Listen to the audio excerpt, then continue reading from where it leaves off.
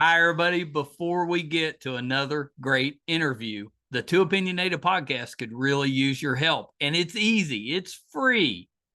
IMDb, which is the entertainment database, imdb.com, named us a top 100 podcast. We came in at number 82. That's a big deal because there's 15 million podcasts and growing. So to be named to anybody's top 100 list, pretty big deal for us. And the way you can help is to go to imdb.com, look up the Two Opinionated podcast, and that's it. Just bringing our page up. That traffic really helps us out. Our YouTube channel is MeisterCon Pod. All we ask is that you subscribe. It's also free, but that really helps us to attract these amazing guests that we keep bringing on the program. And that's it. Two easy ways for you to support us, and we would really appreciate the help. Now let's get to that interview.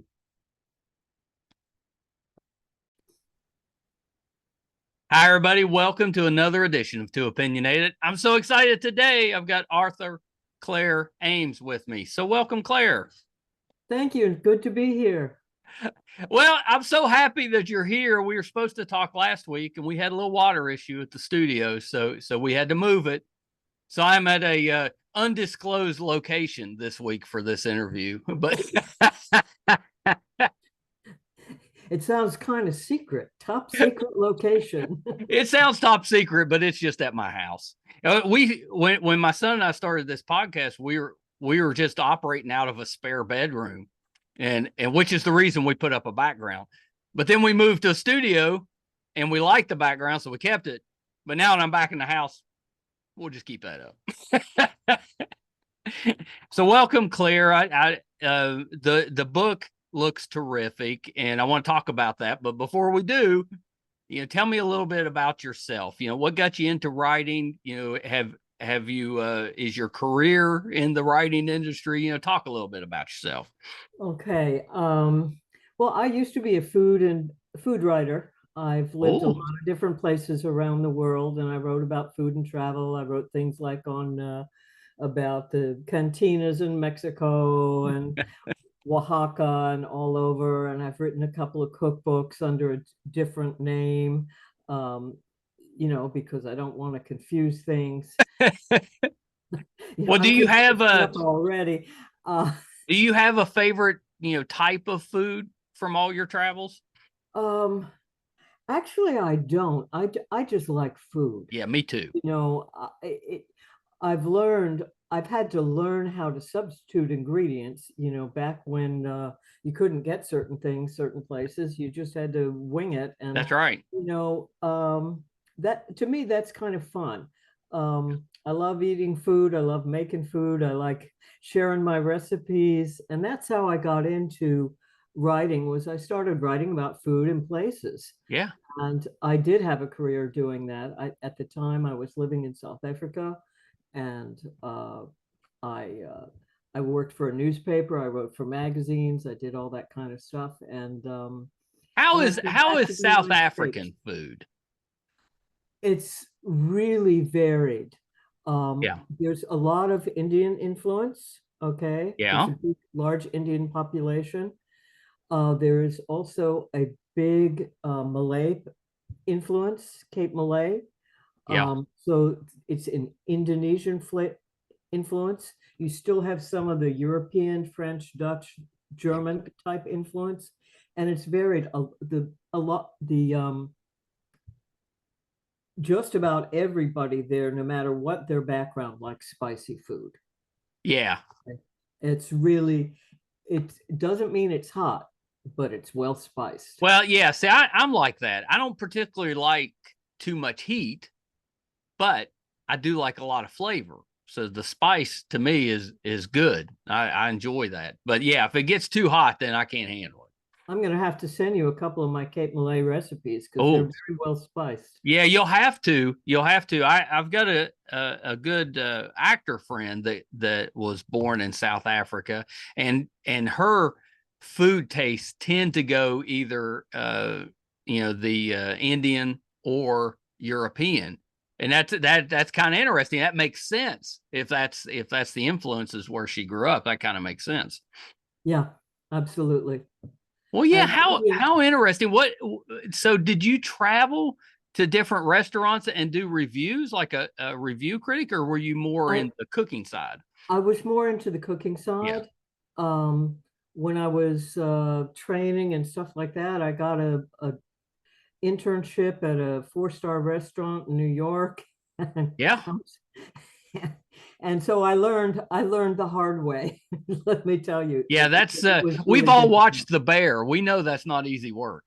No, Yeah. it's not. And women in the kitchen are not a delight in a professional kitchen always. At least they weren't back then. Now there are a Yes. lot more, but 20 years ago there weren't that many women Yeah. in the kitchen. Yeah, which is so surprising. Yeah. With that, it I seems to think me it's like we're because the pots eliminating are our heavy. best cooks. The pots are heavy. You've got to lift them up. Well, I guess that's true. I guess that's Yeah. true. Yeah. Yeah, and my wife, she doesn't cook with a cookbook. She may look at a recipe just to get at the idea, but then it's all about what she likes to do to adjust the recipe. She's kind of she explores a little bit, and I have to admit, most of her instincts pretty good. She doesn't screw it up too much. Well, that means she's a good cook. If you don't Yeah, cook with a recipe, you can cook and just decide how you're going to make it yourself. I think of recipes kind of as a jumping off place. yeah. You read it, you might read three different versions of the same thing and say, "Oh, okay, I'm going to make my own," and that's great. It's really good. Well, I remember my grandmother passed down her recipes. My wife's grandmother passed down hers, and if you read them, none of them are specific. It's dash of this, little bit of this, a pinch of this, that type of stuff. So it's just kind of it's you spice it the way you want it. The recipe's not going to tell you exactly how to spice it.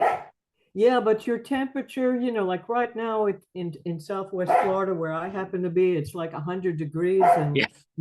and humid. I hope is my dog barking in the background. Can you hear him? I can hear him a little bit, but that's all right. We like dogs. All right, well, I'll just let him in the room. Okay. So now we've been joined by our dog buddy. There's one more to come, but she's shyer than this guy. Yeah. His name is Mai Tai. Oh, I like that. Yeah, and actually on my Instagram I have a little video of me running with Mai Tai because I do dog agility. And Oh, so he's really fast. yeah. He did I think 186 yards in 38 seconds with That all the sounds really obstacles. fast. He's real fast. And so if anybody wants to see, they can go to my Instagram, author Claire Ames, and they'll find a video of me and Mai Tai running, and you'll Oh, see they're he's going to want to see absolutely it. fantastic. He's an amazing, amazing What dog. what kind of dog is he? He is a World War II dog, Ooh, which is interesting because it's the Victory Gazette, the book that I wrote, yeah. takes place in World War II, and he's a Crumferlander, which is a rare breed, and Yeah, I they don't are know that what one. was left in World War II France when the U.S. troops went in at the D-Day invasion. Yeah. These dogs bred themselves. They followed them. They followed the U.S. troops to Germany, and in Germany, a woman named Ilse started breeding them. And in I don't know, it's somewhere in the mid 50s, the European version of the American Kennel Club, I think FCI, I think it's what it's Yeah. called, recognized them as a distinctive breed. So they were How bred to neat. basically survive World War II in bombs. Yeah.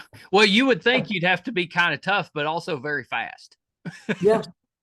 And if they can size a person up really quickly. Yeah. Is this one trustworthy or not? And they're usually right. Which Well, is dogs usually are. Yeah, They know. They kind of absolutely. sense. They know. Do you compete with him? Yeah, that video on the Instagram is at a competition. Yeah.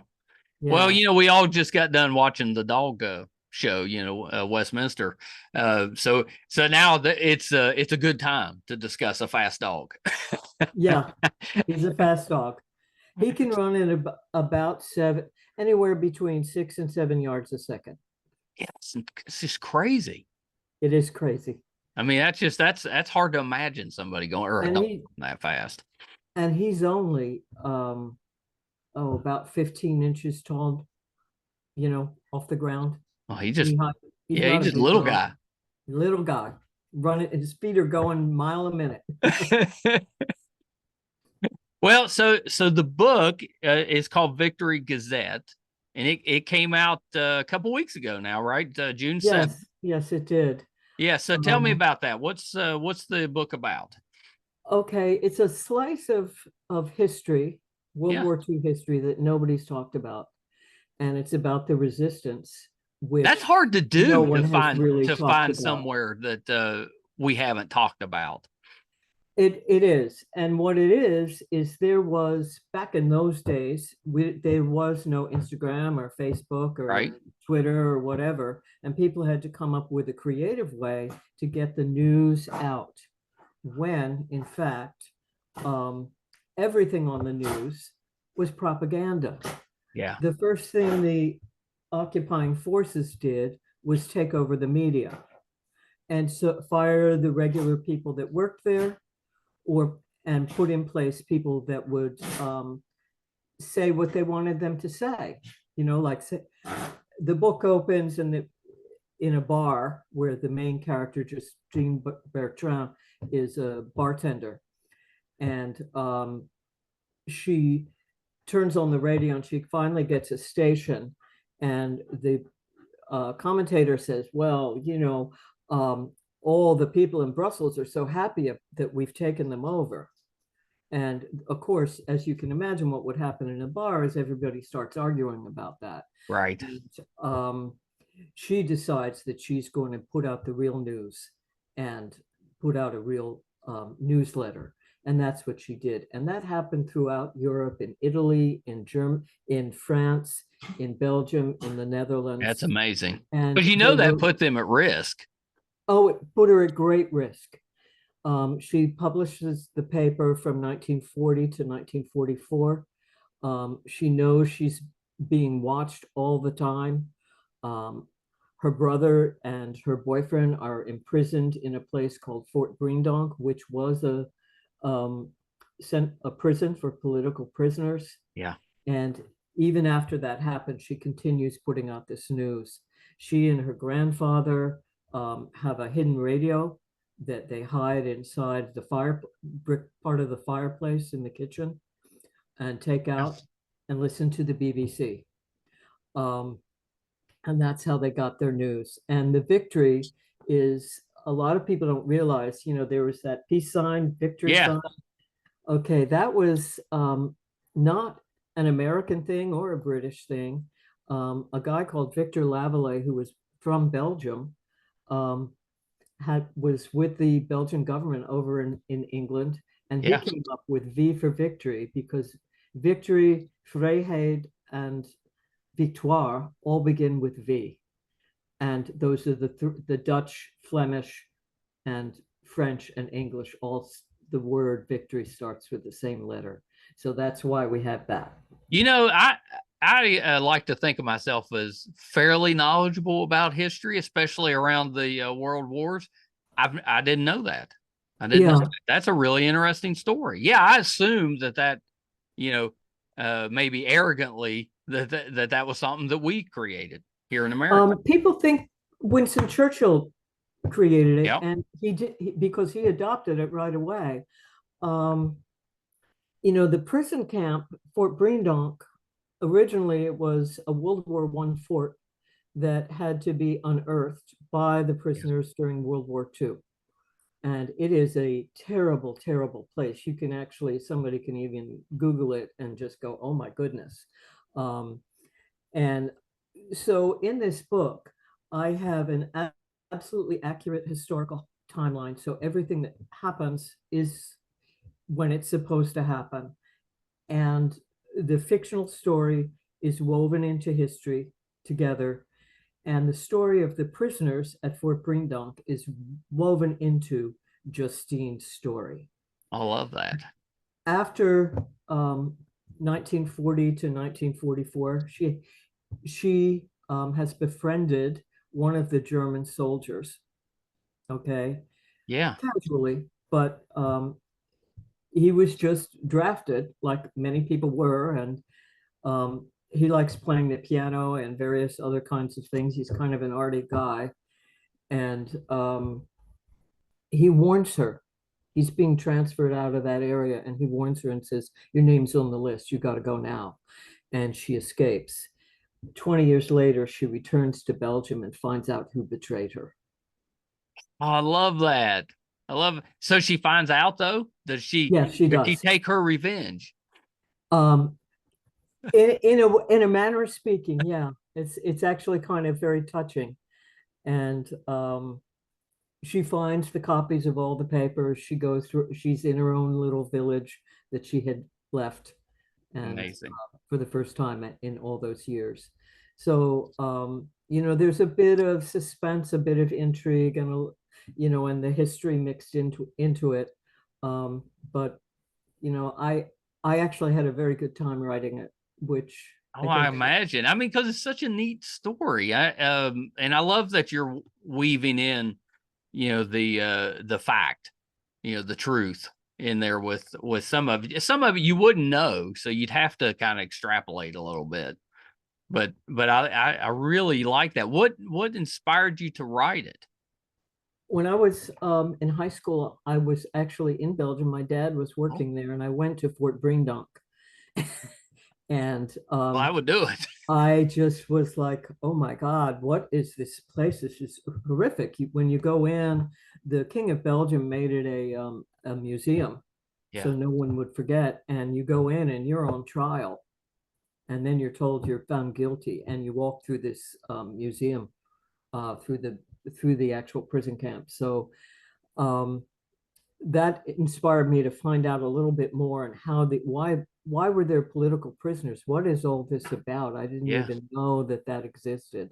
It's not something we necessarily learn in school here, about that. So um, it fascinated me, and it took me a lot of years to research it and put all the ducks in a row. Oh, But imagine. it was a wonderful project, and I didn't want to write a book where it was just set in a time. I Right. wanted to have the time come alive. So I think in that I succeeded in you will be in that time period if you read the book. You'll know what happened. Yeah, I love that. And it's such a for a lot of us, it's such a vivid era that we weren't, most of us didn't grow up at that time, but Mm-mm. we were close enough to it that we knew somebody that had been through that. So those, like for me, my grandfather was in World War II at D-Day and the Battle of the Bulge and all that. He was a medic. So I heard all those stories through him. So those, World War II, along with probably Vietnam, those are the ones I think that for Yeah, our generation, it's impactful, because those memories are still kind of fresh, even though now yeah. we're 80 years past. What's really was surprising to me is how inventive they had to be about food because there was such rationing. Yeah. So, they'd make a Yule log with carrots, for a cake and frost it with there was no chocolate. They'd frost it. Carrots are sweet. They'd frost it with whipped cream. They were surviving on turnips. They were, coming up with all kinds of ways to have food because the occupying forces took all the food for their armies. Well, and I bet that was pretty interesting for you because you're a food person. Yeah. I bet that was kind of interesting to see how I mean, people we're adaptable. We'll adapt. You know, Yeah. we're survivors and we tend to survive, but we shouldn't have to go through that type of stuff. That's terrible. Exactly. Exactly. You know, and I think it's really important, even in these times, that we understand that we have to know the real facts. We have to know the history. And if we don't know it, then, you know, as they say, we're doomed to repeat it. Right. So, um, you know, I kind of think of these papers that she wrote, that Justine Bertrand wrote, and her little cell of underground people distributed and whatever. Um, that that was the social media of the time. Right. And you know, it's our connection to each other in a real and concrete way that helps us continue on and survive. We can help each other know the truth by talking about it, you know. Right.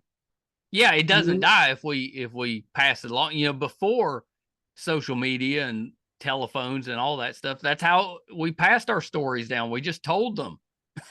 exactly. Exactly. Yeah. Was it when you were doing the research for the book, did you come across anything that surprised you or that you didn't know? One, I didn't know that I had the war crimes book from Yeah.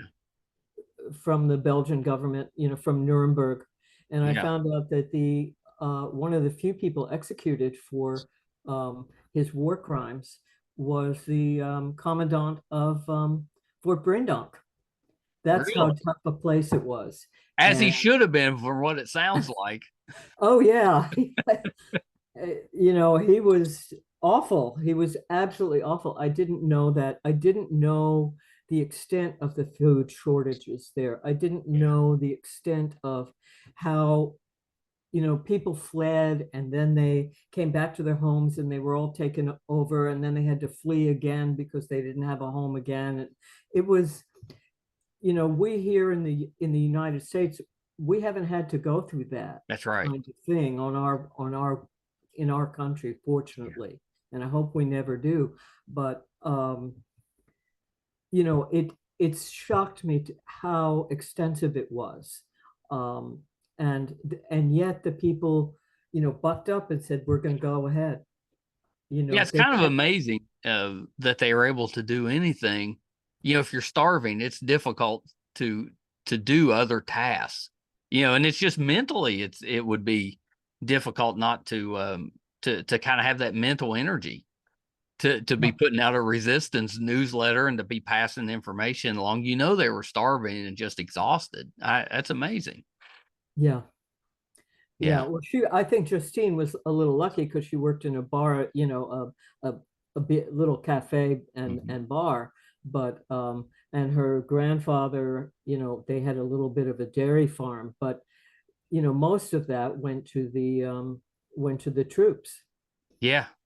Um, so Yeah, one other what's the connection, what's is Belgium is the climate there, is it just kind of your it's typical rainy. European? Yeah, rainy. That's It's kind of what I was gray getting at. and rainy Yeah, that at wouldn't be it's great either. well, you do get sunshine, but it's at about 2 or 3 in the morning, and then by the time you wake up to go somewhere, it's already raining and gray. Yeah. Yeah. It's not an ideal climate, let's No. say. No, it would be difficult to keep your spirits up. You're starving, you're dealing with the war just in general, and then it's raining the whole time. That's not great. Yeah. Yeah, exactly.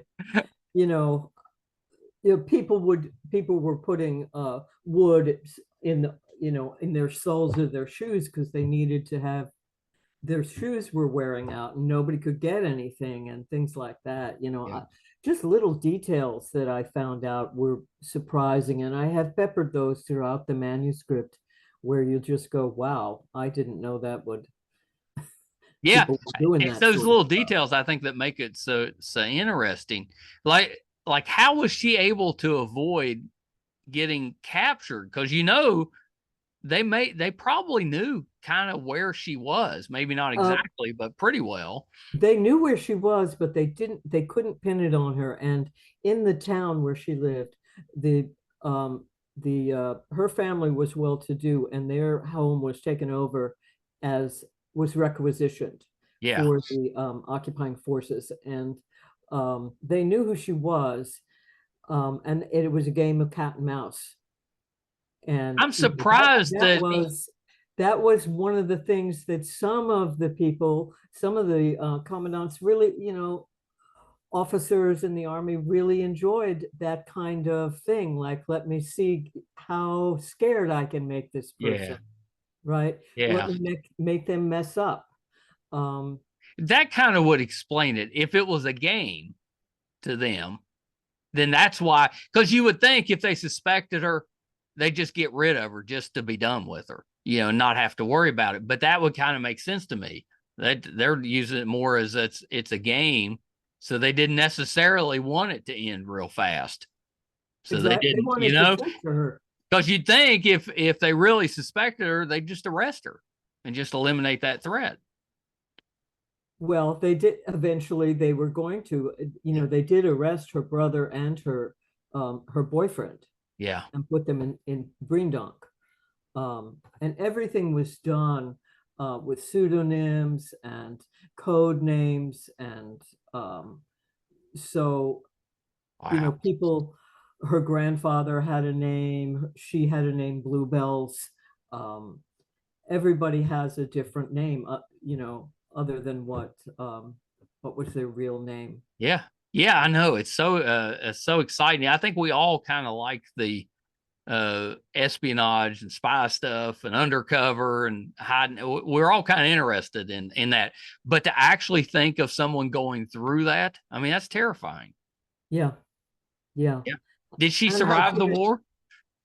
pardon me? Did she survive the war? Um, well, yeah, she Yeah. came back 20 years later. Oh, that's right. That's right. You said that. Yeah, Yeah, she went she back did. to Belgium. That's right. But she walked from Belgium into France Wow. and then was um, rescued by American troops. And That's an amazing story. It's an amazing enough story. I'm surprised that nobody told it before you could get a hold of it.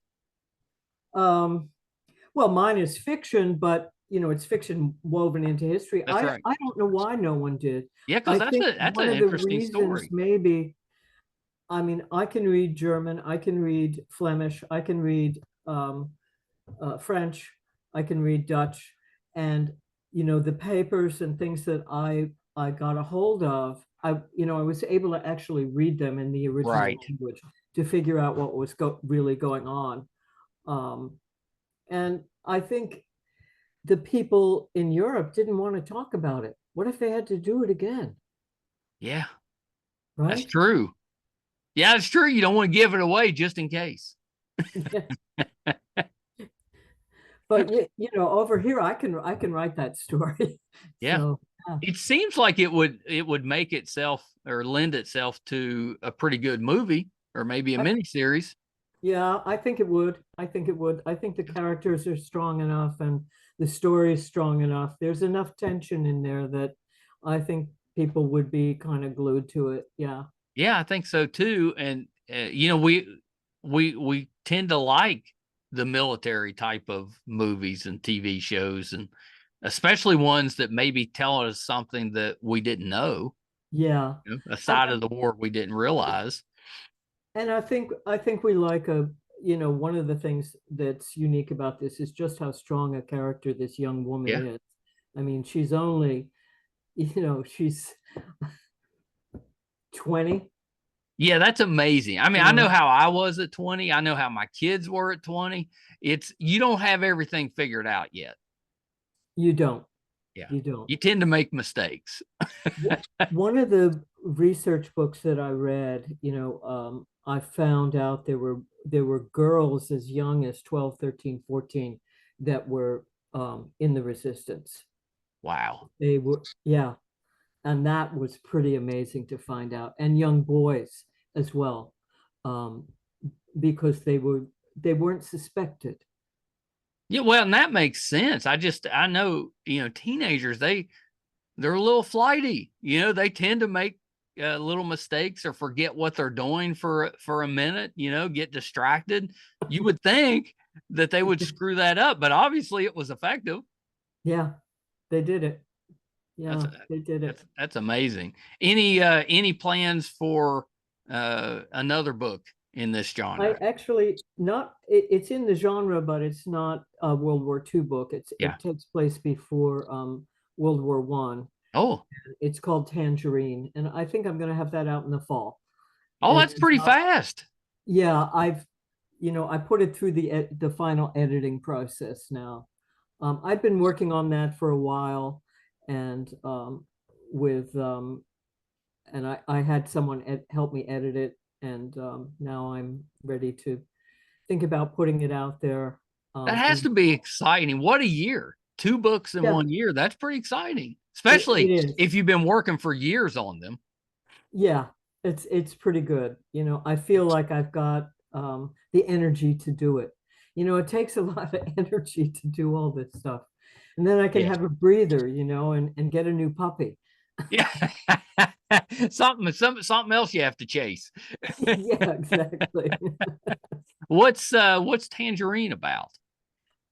That's a book that a young woman who was orphaned in the East End of London Yeah. at the turn of the uh, early 20th century um, is shipped to the United States to marry a guy because that's what they were arranged marriages. Yeah. And this guy was real scum, and she decides not to marry him, and she makes the Atlantic crossing, um, and she had been working in a tea room in London Yeah. before she's been sent, and she has a dream of opening her own. She tries to get a job in New York City. She tries and tries and tries, and eventually somehow she lands on her feet and gets a job writing a suffragette cookbook, which there were an awful lot of those out at the Yeah. time. So she writes a suffragette cookbook and somehow saves all her money from doing that and opens a tea room. Oh, that's a great story. Yeah. I like it. I love your angles on stories. That's a really good angle because we can all relate to that. That dream, that drive to do something that may seem impossible when you first come up with it, but then you see people actually follow through and accomplish something that they've been trying to do for years, decades, whatever it is. Yeah. Yeah, that sounds amazing. That's 2 really good books in 1 year. That'll be good. May I keep going? That's right. Let's keep going. Well, Claire, thank you for taking a little bit of time. So the current book is Victory Gazette. Where can we find it? On Amazon. It's in Yeah. the Kindle edition right now. We may be doing the paperback may be out in the fall as well, but yeah, Yeah, right that's now it's just exciting. on Kindle, which is a free app actually. And Yeah, it you is. don't actually have to own a device. You can actually just have the app on your iPad or whatever, or your Yeah. tablet. A lot of people use it on their phone. Yeah, exactly. Yeah, that's not bad. Any plans to do like an audio version? I would love to. Yeah. I would love to do that. I just have to find the right voice. Well, maybe it's yours. It could be. Or yours. There you go. You don't want this West Virginia accent. You don't think so? No, no. I think people would get tired. There's a reason that I let my guests do most of the talking. You don't want it. Well, I have family in Mississippi, so I get it. Oh, you totally get it then. Yeah, I always knew that I had a pretty strong accent, but you don't realize how strong until you start talking with people that don't appear to have an accent, or it's just completely different from me. And then you're like, yeah, that's pretty strong. Mississippi may actually have a stronger accent than we do. It does. It Yeah. does. It Yeah. does. Although, if you hear me talking with family, it gets thicker. You know, it gets a little harder to understand. There's parts of West Virginia I think people would have trouble understanding what's being said, and they're just talking English. Yes, exactly. Exactly. Before I let you go, Claire, and thank you so much for doing this. The book looks great. I've got my copy. I got to wait on my wife. She's still anything in a Kindle she reads first. That's her bathtub reading. So as soon as she's done with it, I'll be reading it. But yeah, she'll hog it first. But well, send me your email and I'll send you those recipes from the oh Kindle. yes, I totally will. Yeah, you know, I totally will, because yeah, I definitely want those. Before I let you go, where can we find you on social media? Author _Claire _Ames on Instagram. Yeah, it comes right. If you put in Claire Ames, it actually comes right up. It's going to come up. Yeah. Yeah, that's pretty good. You'll see the dog running. It's my last post. Is that a picture of the dog there behind you? That's one of my dogs. Yeah. Yeah, it's a good looking dog. Yeah, one of my dogs is used to read with me. That's my that's my my avatar, on Instagram. It's my dog and I reading together. I've got a stuffed animal from when I was a child that looks like that picture. Oh, that's great. Yeah. I called him Willard. I don't know why, but that was that was the name on that. Willard. But coincidentally, my daughter married a Willard. So she so I passed that stuffed animal on to her children. I was like, they was already named for you. That's great. All right, Claire, hold on one second. Author Claire Ames. The book is Victory Gazette. It's out now. The Kindle version. The paperback will be out later this year. Do yourself a favor and check it out. What a great, interesting story, and good for her to be working on these. And she's been pretty prolific as far as the food journals and the articles for magazines about food, that type of thing. But in the meantime to all that, she was working on 2 different books, both of them coming out this year. That's amazing. Second one's called Tangerine. Keep your eye out for that. Victory Gazette is out now. I would not be surprised if we see it as like a Netflix miniseries similar to the one we had with Mark Ruffalo. I've lost track of the name. It was really good. It was about 5 episodes, kind of a resistance type of movie. Pretty good. I could totally see this Victory Gazette in the same format. Absolutely hope that happens. Think it'd be a good story. Hope you enjoyed that one. Appreciate you tuning in with us again this week. Our YouTube channel is MeisterCon Pod. Appreciate it if you would subscribe. It really helps us out. Our website's meistercon.com. You can find all of our videos, audio, or all of our episodes, audio and video versions of them. Today, we're putting out episode 796.